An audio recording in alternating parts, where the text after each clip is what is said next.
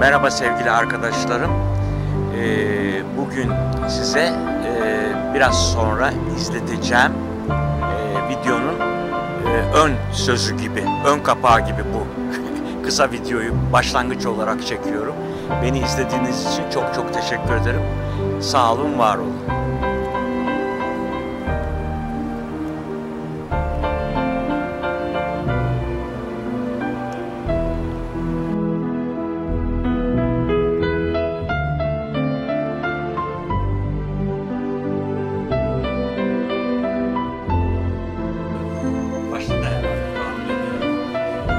Bugün günlerden şöyle karanlıkta 23 Eylül 2022 günlerden Cuma. Şu anda gene sevgili arkadaşım Nedim mekanına geldim, iş yerine geldim. Onunla bir sohbet ediyoruz. Bu arada da şöyle bir dolaşıyorum, teftiş ediyorum. Neler var, neler yok.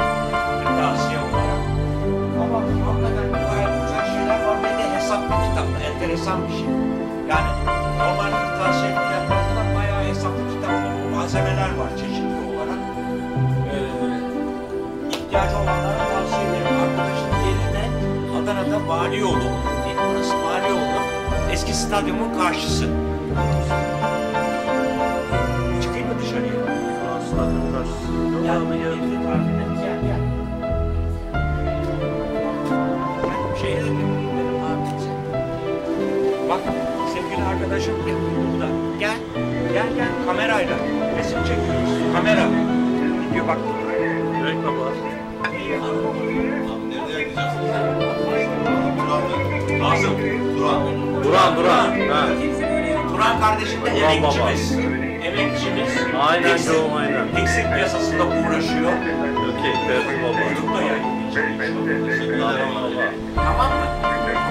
Kesin